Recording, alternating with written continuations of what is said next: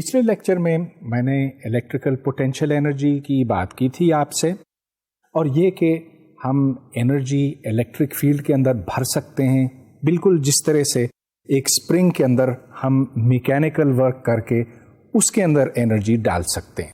آج کا لیکچر کیپیسیٹرز کے بارے میں ہے۔ کیپیسیٹر وہ چیز ہے جس کے اندر ہم الیکٹریکل انرجی اسٹور کر سکتے ہیں اور بھر سکتے ہیں۔ اس کی ضرورت ہمیں بہت مختلف جگہوں پر پیش آتی ہے۔ مثال کے طور پہ آپ نے کیمرہ کا فلیش دیکھا ہوگا، اس میں ایک کیپیسیٹر ڈسچارج ہوتا ہے، جو انرجی کیپیسیٹر کے اندر بھری جاتی ہے وہ پھر لائٹ کے فلیش کے طور پر نکلتی ہے۔ پھر بعض دفعہ ہم کیپیسیٹر استعمال کرتے ہیں تھوڑی دیر کے لیے انرجی اسٹور کرنے کے واسطے کسی سرکٹ کے اندر، اور پھر یہ دوبارہ سے ریلیز ہو جاتی ہے۔ یہ کام ہم بیٹریوں سے نہیں کر سکتے، اس کے لیے ہمیں کیپیسیٹرز کی ضرورت پڑتی ہے۔ اب کیپیسیٹر کوئی زیادہ پیچیدہ، زیادہ کوئی مشکل چیز نہیں ہے۔ اس کو بنانے کے واسطے ہمیں صرف 2 میٹل کی پلیٹس چاہیے یا 2 کنڈکٹنگ پلیٹس کی ضرورت ہے۔ تو فرض کیجئے کہ ایک پلیٹ یہ ہے، دوسری پلیٹ یہ ہے، ان کے ساتھ تاریں جوڑیے اور یہ ایک کیپیسیٹر ہے۔ پرانے زمانوں میں اس کو کنڈینسر بھی کہتے تھے، لیکن اب وہ اصطلاح ختم ہو گئی ہے۔ فزکس آف کیپیسیٹرز کو ہم یہاں سے سمجھیں گے کہ اگر یہ ایک پلیٹ ہے اور یہ دوسری پلیٹ ہے اور ان کے درمیان ایک پوٹینشیل ڈفرنس پیدا کیا جائے کسی طرح سے، تو اس میں چارج سٹور ہوگا۔ اس کی میں اب تھوڑی سی تفصیلات آپ کو بتانا چاہوں گا۔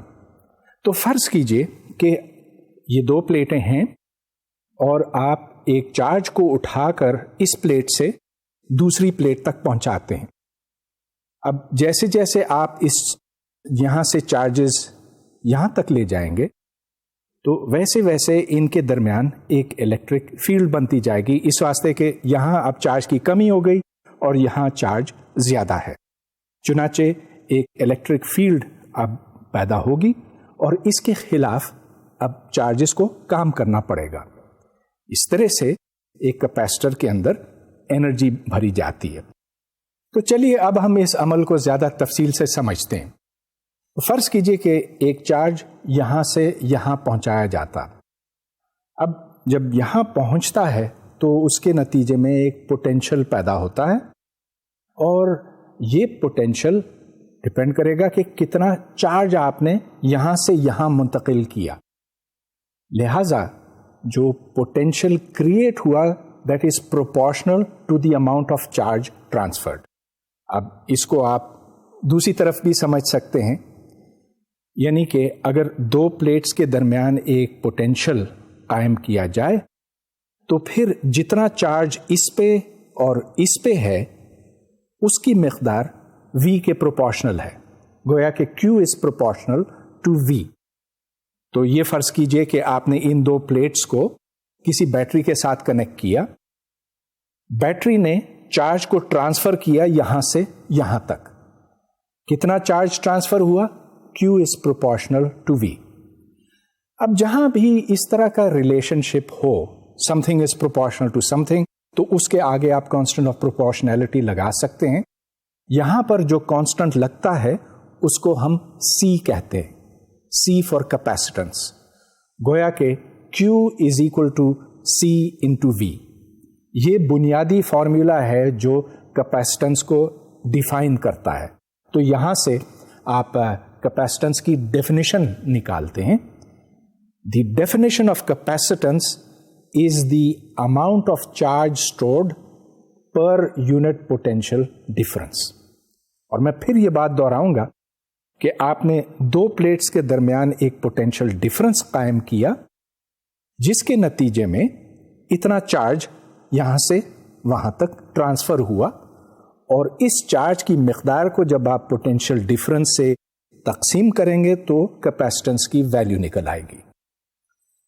کیپیسیٹنس کی ڈیفینیشن تو آپ نے دیکھ لی، it is the charge per unit potential difference, مگر کیپیسیٹرز تو طرح طرح کے ہو سکتے ہیں۔ اب میں سب سے سادہ نمونہ لیتا ہوں جس میں 2 پیرالل پلیٹس ہیں۔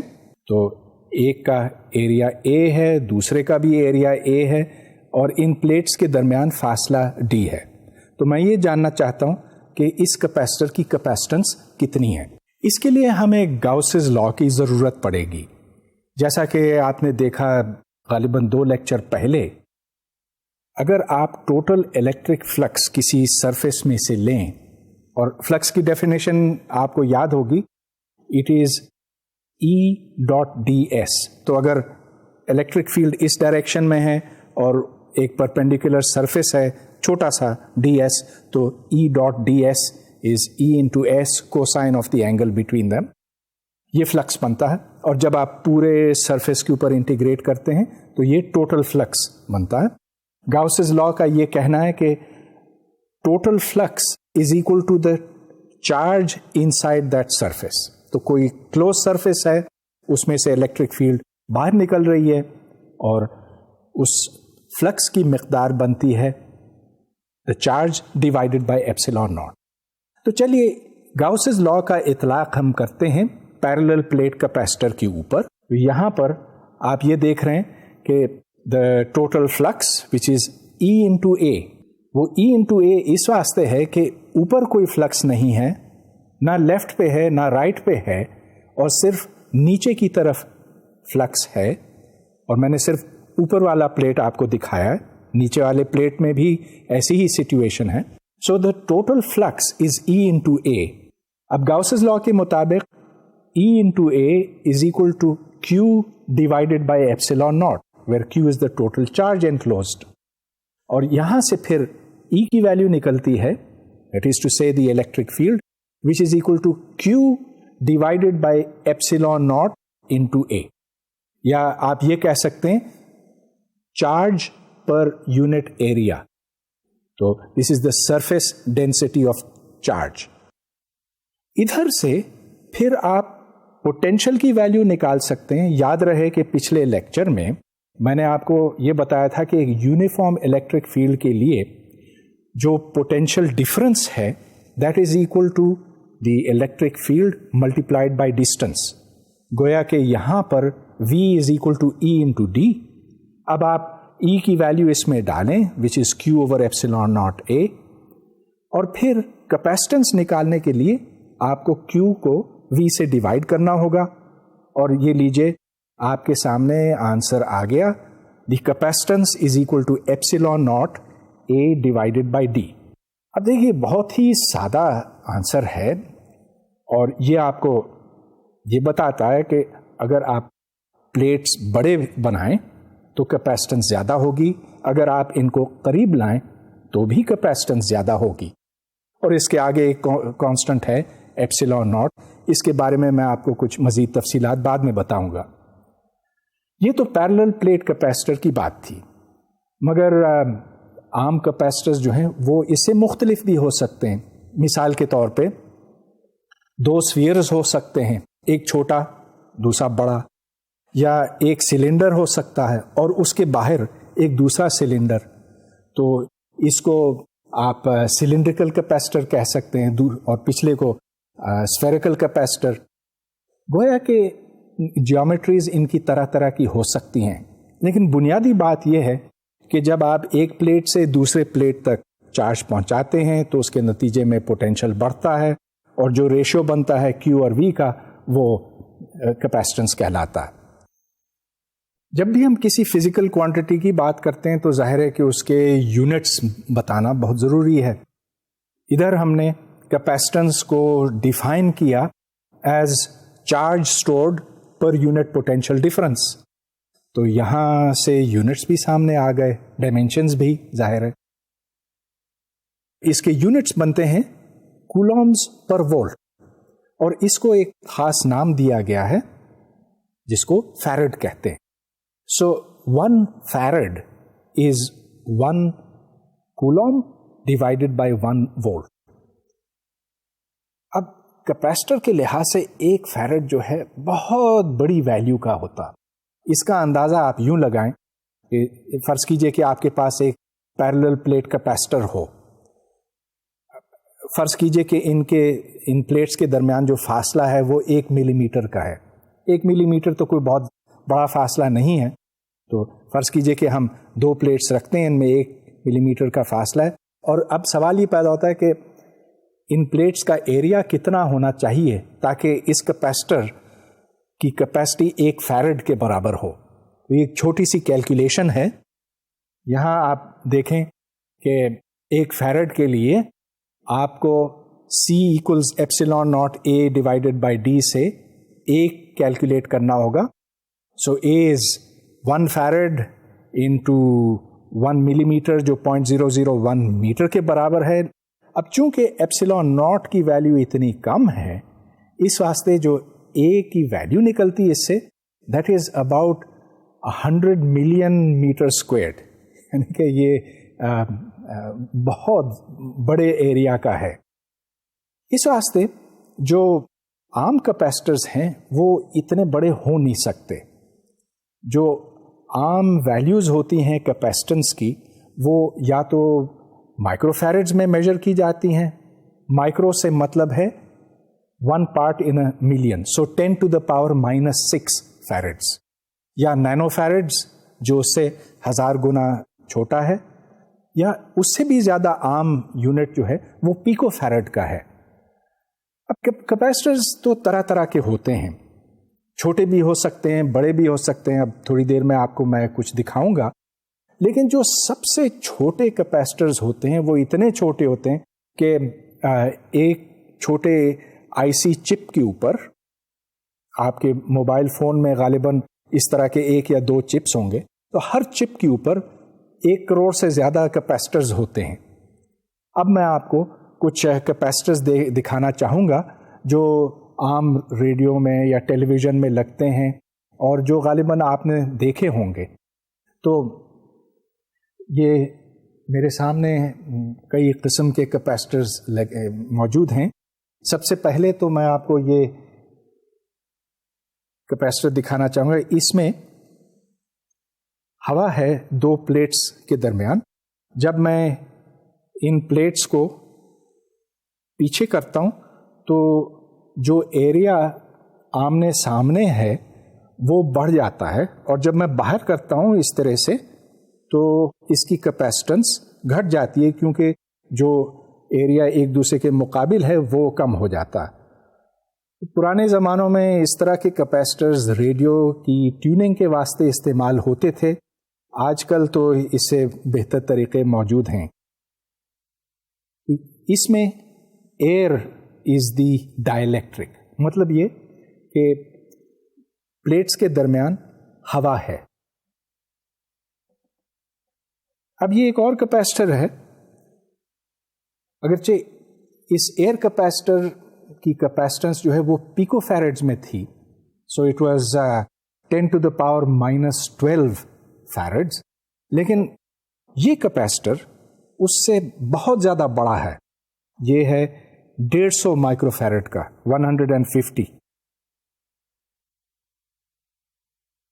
یہ بھی ایک بڑا کیپیسٹر ہے اور یہ تقریباً 1000 کا ہے, اور یہ 1500 مائکرو فیرڈ کا ہے, وغیرہ وغیرہ.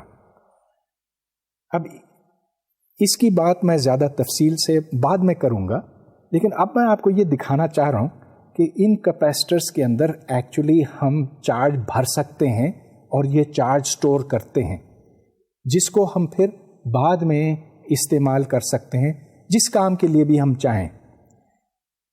ادھر ایک بیٹری ہے. اس بیٹری کا یہ پازیٹیو سائڈ ہے, یہ نیگیٹو سائڈ ہے. سرخ ہمیشہ پازیٹیو ڈینوٹ کرتا ہے. اب میں یہاں مختلف کیپیسٹرز آپ کے سامنے رکھتا ہوں, ان کو چارج کرتا ہوں. تو چلیے سب سے جو بڑا کیپیسٹر ہے میرے پاس یہ ہے 10,000 مائکرو فیرڈ کا. اس 10,000 مائکرو فیرڈ کے کیپیسٹر کو میں پہلے چارج کروں گا. چارج کرنے میں دیر تو نہیں لگتی, بس صرف مجھے اس کو اس کے ساتھ چھونا ہوتا. اب یہ کیپیسٹر چارج ہو گیا. اب میں چاہوں تو اس کو میں ڈائریکٹلی ڈسچارج کر سکتا ہوں. تو یہ دیکھیے, میں ان تاروں کو آپس میں یوں ملانے والا ہوں. اور یہ چنگاری نکلی، اسپارک نکلا، وہ اس لیے کہ اس کے اندر جو چارج اسٹورڈ تھا وہ ان تاروں کے ذریعے سے یہاں دوبارہ آ کر مل گیا. چلیے ایک بار پھر کرتا ہوں.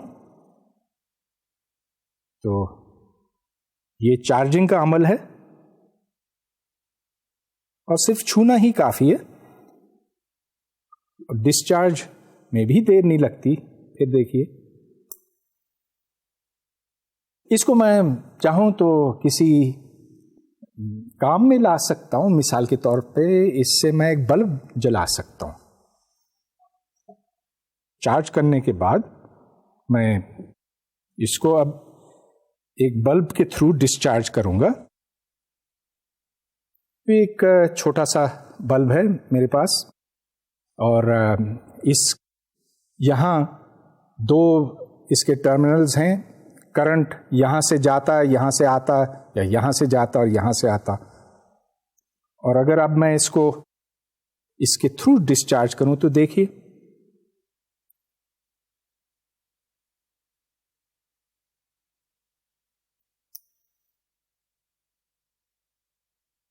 تو اس سے یہ ثابت ہوا کہ کیپیسٹرز میں ہم چارج دیر تک بھر سکتے ہیں. اگر یہ پرفیکٹ کیپیسٹر ہو، مطلب یہ کہ اس کے اندر کوئی لیکیج نہ ہو، تو پھر ہم اس میں چارج دیر تک رکھ سکتے ہیں. کیپیسٹر کو بھرنا اور پھر اس کو خالی کرنا بالکل ویسا ہی ہے جیسا کہ ہم پانی کہیں اسٹور کرتے ہیں. پانی کے لیے یہ ہوتا ہے کہ ہم ایک پمپ استعمال کرتے ہیں. پمپ پانی کو اوپر ٹنکی میں پہنچاتا ہے. ٹنکی میں وہ پانی رہ سکتا ہے دنوں تک، مہینوں تک، بشرطے کہ اس میں سے کوئی پانی لیک نہ ہو رہا ہو. اور جب ہم چاہیں تو نلکا کھول کر اس سے پانی ہم حاصل کر سکتے ہیں. بنیادی طور پہ کیپیسٹر کو چارج کرنا اور ڈسچارج کرنا بالکل ویسا ہی ہے جیسے کسی ٹنکی کے اندر پانی بھرنا اور پھر اس کو خالی کرنا. اس پانی کے لیے ہمیں ایک پمپ کی ضرورت ہے جو نیچے سے پانی کو اوپر اٹھاتی ہے. پھر ٹنکی میں پانی رہ جاتا ہے، جب ہمیں ضرورت پڑتی ہے ہم نلکا کھولتے ہیں اور پانی نیچے آ جاتا ہے.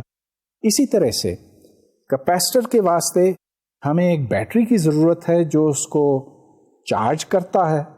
پھر جب چارج اس میں بھر جاتا ہے تو پھر ہم اس کو خالی کر سکتے ہیں. اب اس اینیمیشن میں آپ یہ دیکھیں گے کہ اس کیپیسٹر کو بھرا جا رہا ہے ایک بیٹری کے ذریعے سے. جیسے جیسے یہ کیپیسٹر بھرتا جاتا ہے ویسے ویسے اس میں جو کرنٹ گزرتا ہے وہ کم ہوتا جاتا. بالآخر یہ کرنٹ زیرو پہ پہنچ جاتا ہے، گویا کہ کیپیسٹر فلی چارجڈ ہو جاتا. پھر جب ہم چاہیں تو ہم اس چارج کو کسی رزسٹر کے تھرو ڈسچارج کر سکتے ہیں. تو یہاں پر آپ یہ دیکھ رہے ہیں کہ ایک رزسٹر کے تھرو چارج فلو ہو کر دوبارہ بیٹری کے اندر پہنچ رہا ہے. اگر یہ رزسٹر بڑا ہو، مطلب یہ کہ اس میں سے کرنٹ بہت مشکل سے گزرتا ہو، تو پھر بہت دیر کے بعد یہ کیپیسٹر ڈسچارج ہوگا. بصورت دیگر جیسا کہ میں نے آپ کو دکھایا تھا تاریں جوڑ کر، یہ کیپیسٹر بہت جلدی بھی ڈسچارج ہو سکتا اور ایک پل میں اس کا سارا چارج ختم ہو جاتا. اگر ہم دو کیپیسٹرز کو ساتھ جوڑیں تو جوڑنے کے دو مختلف طریقے بنتے ہیں. ایک جو پیرالل کہلاتا ہے اور دوسرا سیریز. تو یہ دو کیپیسٹرز ہیں میرے پاس. ویسے تو بہت ہیں کیپیسٹر لیکن میں صرف دو کو ساتھ جوڑتا ہوں. اگر میں ان کو یوں جوڑوں کہ ایک کا سرا دوسرے کے ساتھ ہو ایسے، تو پھر یہ پیرالل کہلاتا ہے. So these two capacitors are connected in parallel. تو یہ دونوں تاریں، سرخ تاریں ایک ساتھ ہیں، دونوں کالی تاریں ایک ساتھ ہیں. اس سے جو ٹوٹل کیپیسٹنس بنے گا وہ زیادہ ہوگا اس سے اور اس سے، بلکہ یہ دونوں کی جمع ہوگا. یہ میں ابھی پروف کرنے والا ہوں، لیکن اس سے پہلے میں آپ کو ایک اور طریقہ دکھاتا ہوں جس میں یہ کالی تار اس سرخ تار کے ساتھ جوڑی ہوئی ہے اور اب یہ ان سیریز ہیں. So this capacitor is in series with the other capacitor. اس کو اب ہم سمجھنا چاہیں گے ڈیفینیشن کے حوالے سے. یاد رہے کہ کیپیسٹنس کا مطلب ہے charge divided by potential difference. تو ہم یہ جاننا چاہتے ہیں کہ جب دو کیپیسٹرز کو پیرالل میں جوڑا جاتا ہے تو اس سے نیٹ کیپیسٹنس، ٹوٹل کیپیسٹنس کتنی بنتی ہے. یہ مشکل کام نہیں ہے اس واسطے کہ ہمیں یہ معلوم ہے کہ C is equal to Q divided by V، اور یہ اصول استعمال کرتے ہوئے، بلکہ یہ ڈیفینیشن استعمال کرتے ہوئے ہم یہ دیکھتے ہیں کہ ہر کیپیسٹر کے لیے Q is equal to CV. تو Q1 is equal to C1V for the first capacitor, Q2 is equal to C2V for the second capacitor, اور یہ potential V دونوں کے لیے مشترک ہے. مشترک اس واسطے ہے کہ دونوں کے سروں کو ہم نے ساتھ جوڑا ہے اور یہ potential V یا کسی بیٹری کے ساتھ کنیکٹڈ ہے. چنانچہ یہاں پر V is common to both، اور اب آپ ٹوٹل چارج نکالیں. Total charge is Q1 plus Q2. مطلب یہ کہ جو چارج پہلے کیپیسٹر پہ ہے اور جو دوسرے کیپیسٹر پہ ہے، ٹوٹل چارج ان دونوں چارجز کی جمع ہے.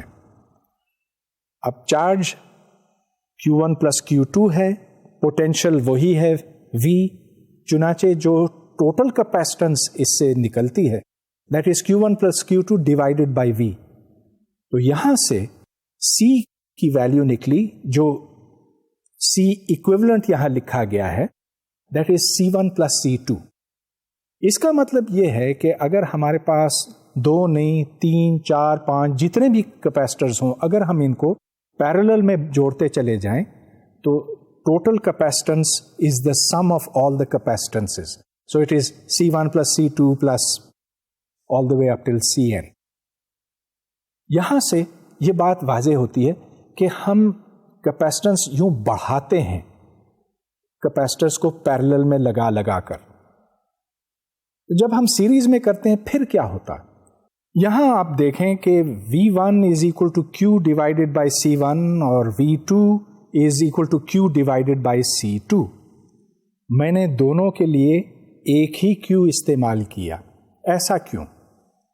اب فرض کیجئے کہ آپ نے یہ کیپیسٹر اور یہ کیپیسٹر ساتھ جوڑے ہیں، تو جب پوٹینشیل ڈفرنس اپلائی کیا جاتا ہے ان دو سروں پہ، تو جو چارج فلو ہوتا ہے وہ اس تار میں سے ہوتا ہے.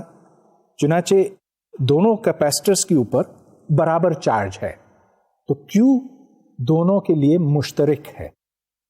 اب یہاں سے بات بالکل واضح ہوئی کہ اگر آپ کیپیسٹنس نکالنا چاہیں تو you will take that value of Q which has flowed. چنانچہ Q divided by the total capacitance جس کو C equivalent کہا گیا is equal to Q divided by C1 plus Q divided by C2، اس لیے کہ جو total voltage ہے V that is equal to V1 plus V2. اب یہاں پر آپ اس کو solve کریں تو 1 over the total capacitance is equal to 1 over C1 plus 1 over C2. ادھر سے یہ بات واضح ہوتی ہے کہ اگر 2 نہیں 3 4 5 10 جتنے بھی کیپیسٹرز ہیں آپ ان کو سیریز میں لگاتے چلے جائیں تو 1 over the total capacitance is equal to 1 over C1 plus 1 over C2 plus 1 over C3 وغیرہ وغیرہ. جب آپ کیپیسٹرز کو سیریز میں لگاتے ہیں تو ٹوٹل کیپیسٹنس ہر کیپیسٹنس سے کم ہو جاتی ہے. لہذا اگر آپ 2 کیپیسٹرز، چلیے ایک 100 مائکرو فیرڈ کا ہے، دوسرا بھی 100 مائکرو فیرڈ کا ہے، اگر آپ ان کو سیریز میں لگائیں تو ٹوٹل کیپیسٹنس 50 مائکرو فیرڈز ہوگی، لیکن اگر آپ اس کو پیرالل میں لگائیں تو پھر یہ ڈبل ہو جائے گی، 200 مائکرو فیرڈز ہو جائے گی. اس طرح سے سیریز اور پیرالل دونوں کا ہم سمجھ چکے ہیں. اب ہم یہ جاننا چاہتے ہیں کہ اگر کسی کیپیسٹر میں کوئی چارج بھرا جائے تو اس میں انرجی کتنی بھری گئی ہے. So, given charge Q has been transferred to a capacitor, how much energy is there in the capacitor?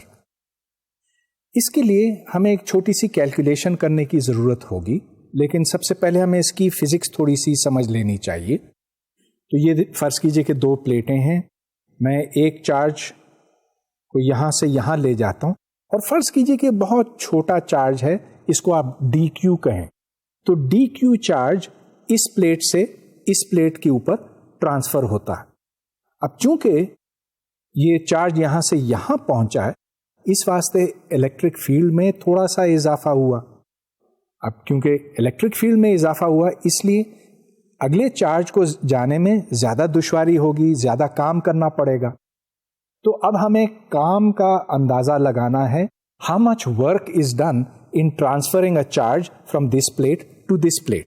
तो यहाँ देखें du is equal to v into dq।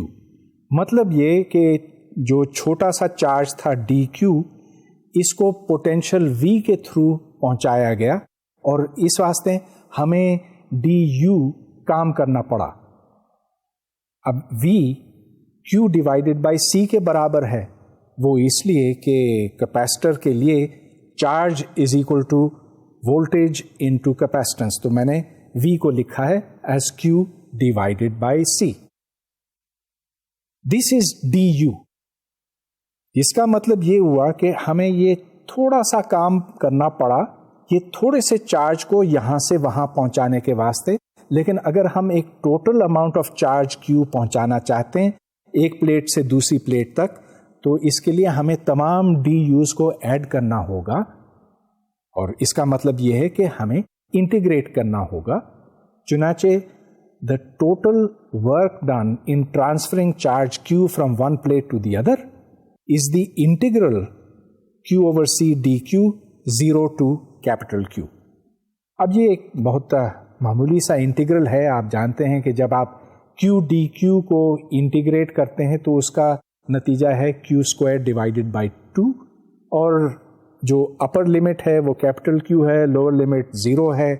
चुनाचे यहाँ से q स्क्वायर्ड ओवर 2c निकलता है u के वास्ते।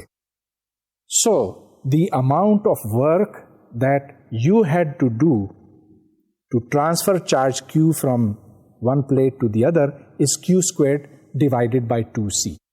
अब इस फॉर्मूले को हम एक दूसरे की शक्ल दे सकते हैं, वो इसलिए कि q is equal to vc। ये तो कैपेसिटेंस की डिफाइनिंग रिलेशनशिप है, तो आप यहां पर q इक्वल्स vc लगाएं। इधर से u की वैल्यू निकलती है हाफ cv स्क्वेयर्ड। इसको देखिए, इसका मतलब यह है कि हम जितना पोटेंशियल डिफरेंस लगाएंगे इस कैपेसिटर के अक्रॉस, तो एनर्जी उसी हिसाब से बढ़ती जाएगी, लेकिन लीनियरली नहीं, क्वाड्रेटिकली, half c into v square. इस तरह से हमने ये जान लिया कि एक कैपेसिटर के अंदर अगर पोटेंशियल v अप्लाई किया जाए तो कितनी एनर्जी स्टोर होगी। अगर हम टोटल एनर्जी स्टोर्ड को वॉल्यूम से डिवाइड करें तो उससे हमें energy stored per unit volume मिलता है। इधर क्योंकि हम एक पैरेलल प्लेट कैपेसिटर की बात कर रहे हैं, तो इधर दो प्लेट्स हैं, एक जिसका एरिया A है, दूसरे का भी A है और इनके दरमियान जो फासला है वो D है। चुनाचे इलेक्ट्रिक फील्ड जहां जहां मौजूद है उसका वॉल्यूम है A इंटू D। तो अगर हम हाफ CV स्क्वेयर्ड को AD से डिवाइड करें तो इससे हमें एनर्जी डेंसिटी मिलती है, गोया के एनर्जी पर यूनिट वॉल्यूम। अब चलिए हम half CV squared divided by AD में C की वैल्यू लगाते हैं, वो वैल्यू जो मैंने थोड़ी देर पहले डिराइव की थी, C is equal to epsilon not into A divided by D। इससे फिर एनर्जी पर यूनिट वॉल्यूम बनता है epsilon not divided by 2 into V over D squared.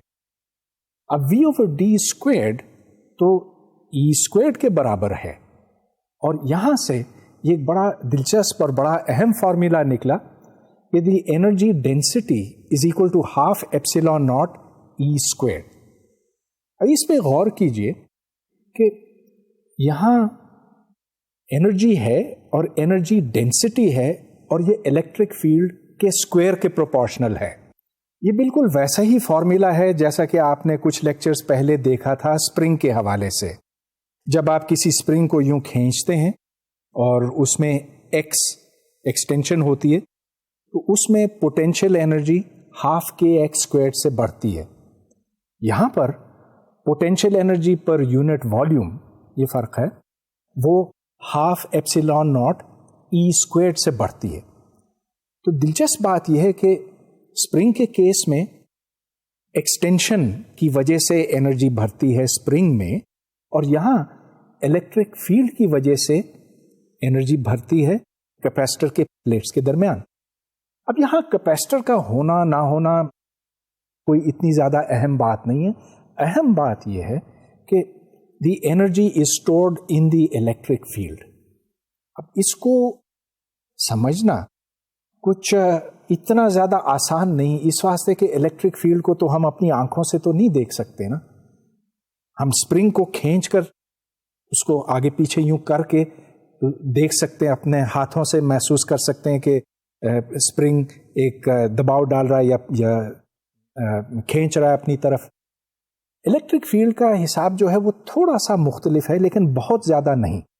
اگر آپ وہاں پر کوئی چارج رکھیں تو وہ چارج فورس محسوس کرے گا, اور جتنا الیکٹرک فیلڈ کی ویلیو جتنی زیادہ ہوگی وہ زیادہ فورس محسوس کرے گا.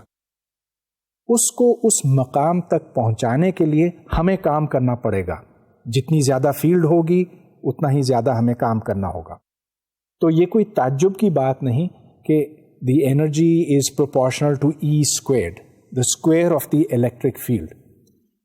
البتہ یہ ایک بہت جنرل فارمولا ہے, اور حالانکہ میں نے اس کو صرف ایک پیرلل پلیٹ کیپیسٹر کے حوالے سے ڈرائیو کیا تھا, لیکن اس کا اطلاق جو ہے مختلف سرکمسٹانسز, مختلف جیومیٹریز میں بھی ہوتا ہے.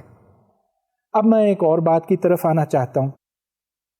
میں نے دو پلیٹس کے درمیان تو اس وقت تک صرف ویکیوم ہی کی بات کی تھی, لیکن فرض کیجئے کہ ان پلیٹس کے درمیان کوئی دوسرا مٹیریل ہے. یہ مٹیریل ہوا ہو سکتا ہے یا پانی یا پلاسٹک, گلاس, کچھ بھی, لیکن کنڈکٹر نہیں ہونا چاہیے, کیونکہ اگر کنڈکٹر ہے تو ان پلیٹس کے درمیان پھر آپ پوٹینشیل ڈفرنس قائم نہیں رکھ سکیں گے, کیونکہ الیکٹرانز یا چارجز جو ہیں ایک پلیٹ سے دوسری پلیٹ پر پہنچ جائیں گے بغیر کسی مزاحمت کے. چنانچہ کوئی انسولیٹنگ مٹیریل اگر ہم ان پلیٹس کے درمیان رکھیں تو پھر ہم یہ جاننا چاہتے ہیں کہ کیپیسٹنس کے اوپر کیا اثر پڑے گا. ایسے مٹیریل کو ایک نام دیا گیا ہے ڈائیلیکٹرک.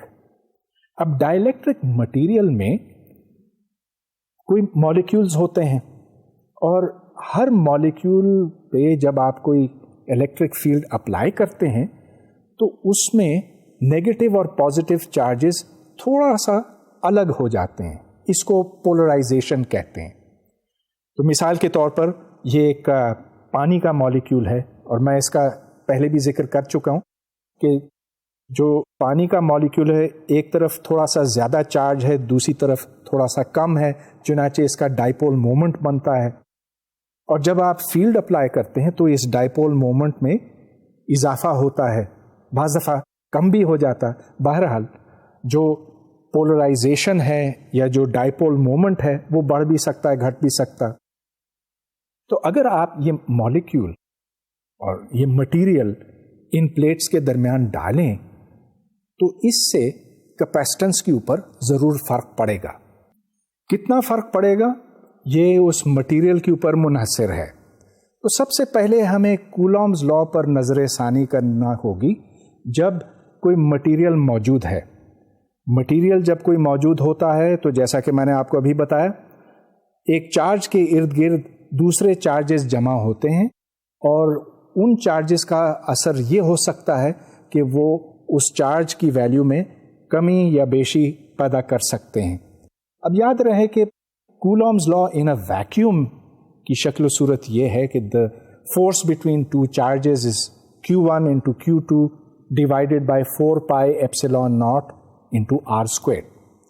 जब कोई मीडियम मौजूद होता है तो हम एप्सिलॉन नॉट की वैल्यू निकाल कर कोई दूसरी वैल्यू लगाते हैं, और इस दूसरी वैल्यू को मैंने यहां पर epsilon R into epsilon not लिखा है। एप्सिलॉन आर को रिलेटिव परमिटिविटी का नाम दिया गया है।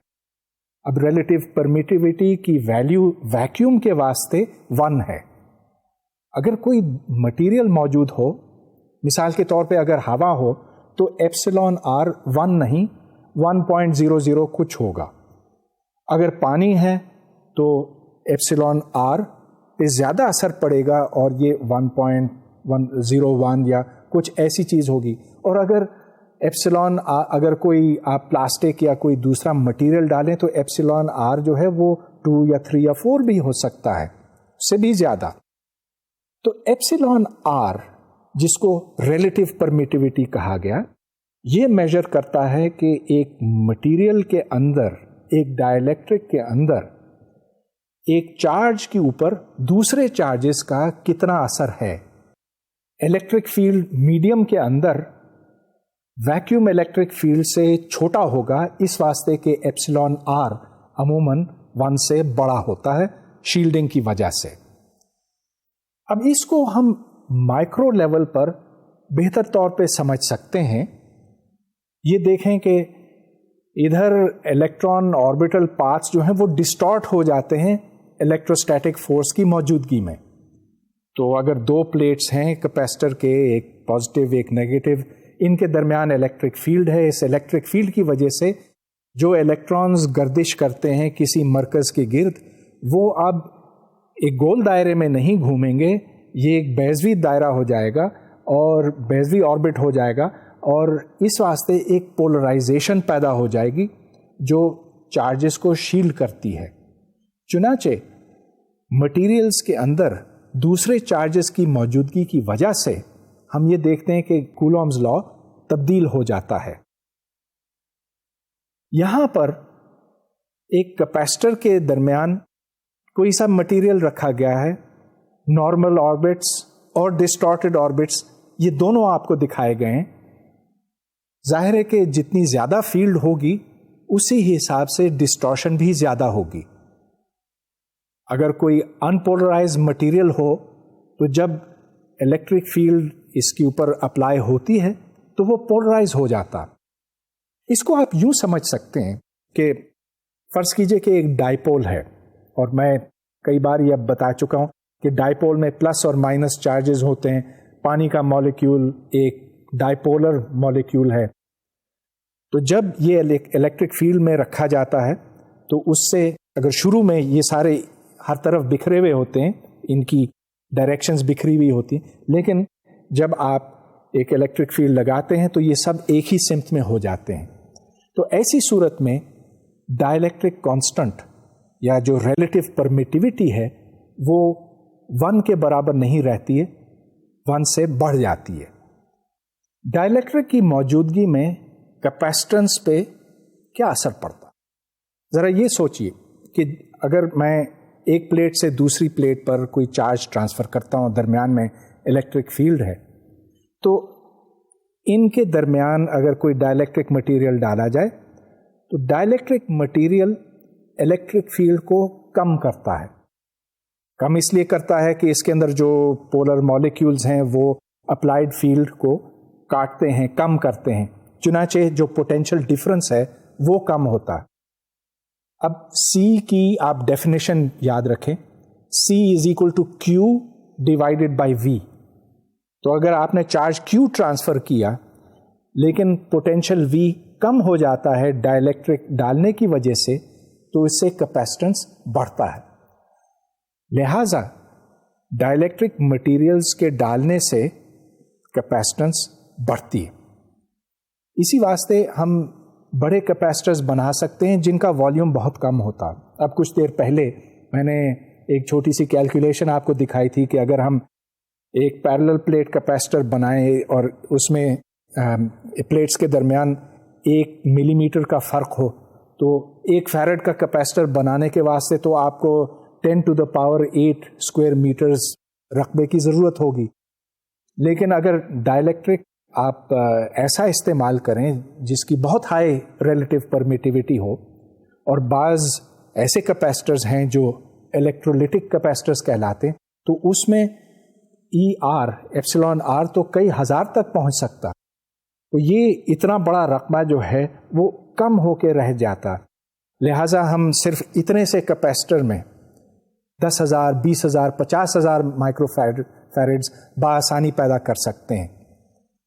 اب اس کا ایک نقصان بھی ہوتا ہے اس لحاظ سے کہ جب آپ کوئی ڈائلیکٹرک استعمال کرتے ہیں تو بعض دفعہ یہ ڈائلیکٹرکس پرفیکٹ ڈائلیکٹرکس نہیں ہوتے. مطلب یہ کہ ان میں تھوڑی سی کنڈکٹیوٹی ہوتی ہے اور یہاں سے وہاں تک چارج فلو کر سکتا ہے. تو اس سے وہ کیپیسٹر اتنا اچھا کیپیسٹر نہیں بنتا جتنا کہ ایک ایئر کیپیسٹر ہے، لیکن چونکہ یہ بہت چھوٹا ہے اس واسطے اس طرح کے کیپیسٹرز پسند کیے جاتے ہیں. اب سوال یہ پیدا ہوتا ہے کہ جب آپ ایک کیپیسٹر کو ڈسچارج کرتے ہیں تو اس سے کس طرح سے الیکٹرانز حرکت میں آتے ہیں اور کیا ہوتا ہے. تو اب میں کرنٹس کی طرف آنا چاہتا ہوں. جب چارجز حرکت کرتے ہیں تو اس کو ہم کرنٹ کا نام دیتے ہیں. یہ چارجز کسی وجہ سے بھی حرکت کر سکتے ہیں، لیکن ظاہر ہے کہ اگر کوئی الیکٹرک فیلڈ ان کے اوپر اپلائی کیا جائے تو وہ اس سمت میں جائیں گے. جتنے زیادہ چارجز فلو کرتے ہیں اور جتنی زیادہ تیزی کے ساتھ وہ حرکت کرتے ہیں اسی حساب سے کرنٹ بھی زیادہ ہوگا.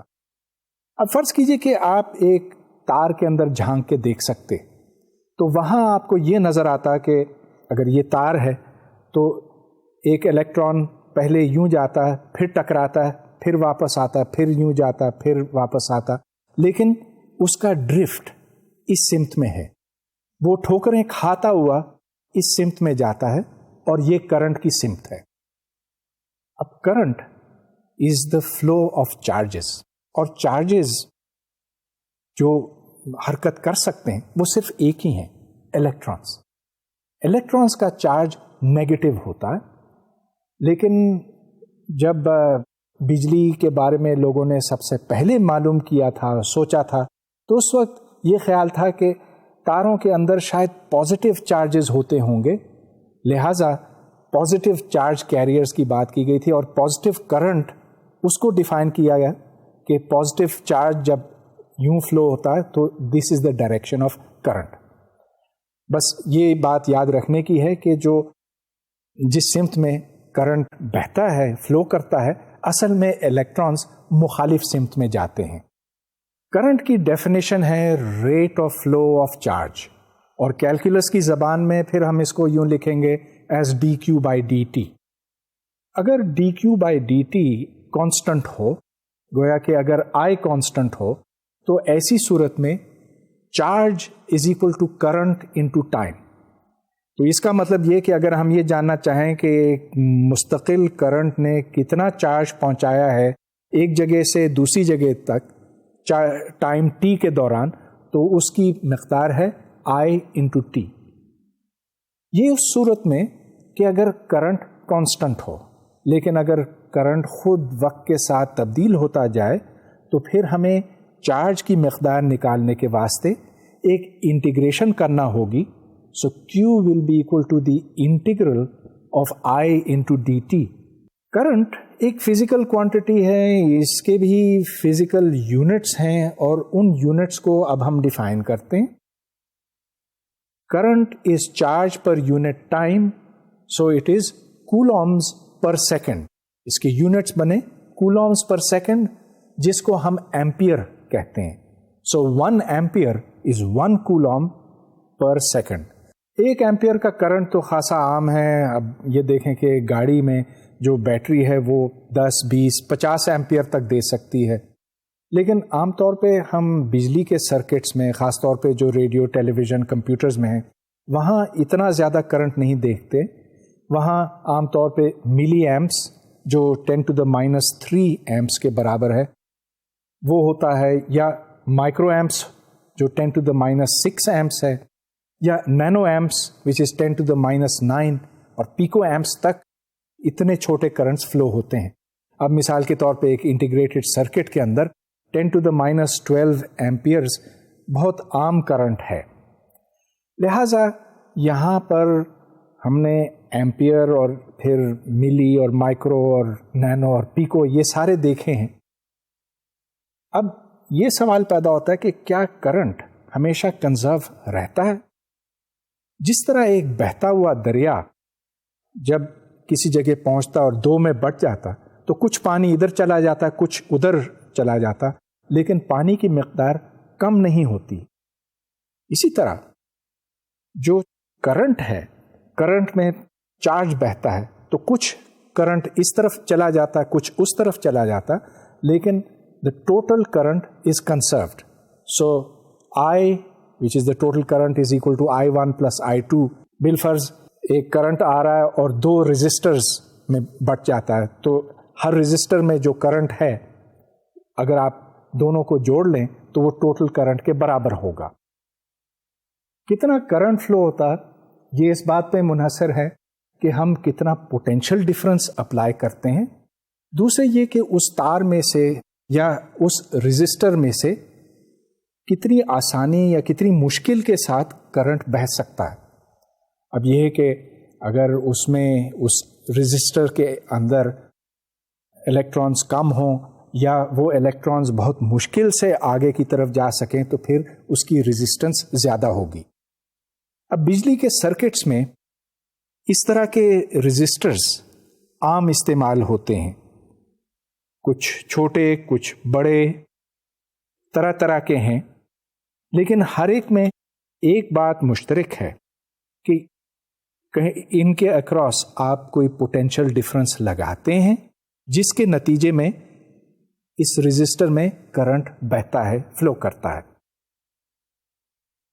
اب یہ ایک بہت پرانی دریافت ہے اور یہ اوم کی ہے کہ آپ جتنا زیادہ پوٹینشیل کسی رزسٹر کے اکراس لگاتے ہیں تو اسی حساب سے زیادہ کرنٹ فلو ہوتا. اور یہاں سے اوم نے یہ ریلیشن شپ معلوم کیا کہ I is equal to the applied voltage divided by R. تو جتنا پوٹینشیل ڈفرنس، یاد رہے کہ کرنٹ تب فلو ہوتا ہے جب پوٹینشیل ڈفرنس ہوتا. اس سے کوئی فائدہ نہیں ہوگا، کوئی کرنٹ نہیں فلو ہوگا اگر یہ پوائنٹ 5000 وولٹ پوٹینشیل پر ہو اور یہ بھی 5000 پر ہو، کیونکہ پوٹینشیل ڈفرنس پھر بھی زیرو ہوگا. بہرحال اگر آپ نے پوٹینشیل ڈفرنس اپلائی کیا تو اس کے نتیجے میں کرنٹ فلو کرے گا اور جتنا زیادہ پوٹینشیل ڈفرنس ہوگا اتنا ہی زیادہ کرنٹ ہوگا. مگر یہ ایک ایمپیریکل لا ہے، یہ کوئی بنیادی لا نہیں ہے جس طرح سے نیوٹنز لا یا لا آف گریویٹیشن ہے. ظاہر ہے کہ اگر آپ نے بہت زیادہ کرنٹ اس میں سے گزار لیا تو یہ رزسٹر اس قدر گرم ہو جائے گا کہ یا تو خراب ہو جائے گا یا پگھل جائے گا یا کچھ اور ہو جائے گا اس کو. چنانچہ یہ ایک ایمپیریکل لا ہے جو صرف ایک مخصوص رینج میں صحیح ہے. سو I is equal to V divided by R جس کو اومز لا کہتے ہیں، یہ ہے ایک بہت یوزفل لا.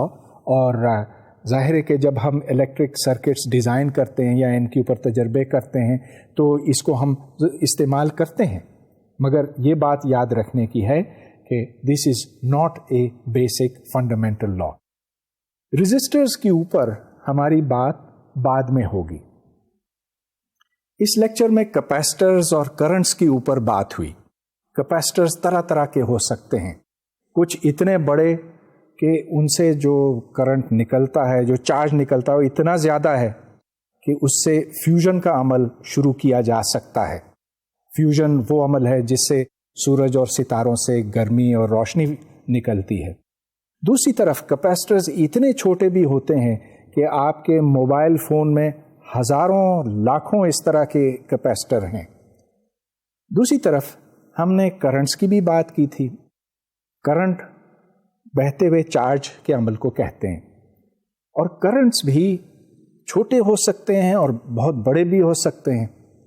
جو بہت بڑے کرنٹس ہیں وہ ہزاروں ایمپیئر میں ہوتے ہیں اور جو بہت چھوٹے کرنٹس ہیں وہ پیکو ایمپس یا اس سے بھی کم بھی ہوتے ہیں. پیکو ایمپ جتنے کرنٹس کو میجر کرنا ایک بہت بڑا چیلنج ہے، اور اس کی طرف ہم پھر کسی لیکچر میں آئیں گے، کیونکہ اس سے پہلے ہمیں کرنٹ اور میگنیٹزم ان کا تعلق ڈسکس کرنا ہوگا۔ اس وقت تک کے لیے اجازت، خدا حافظ۔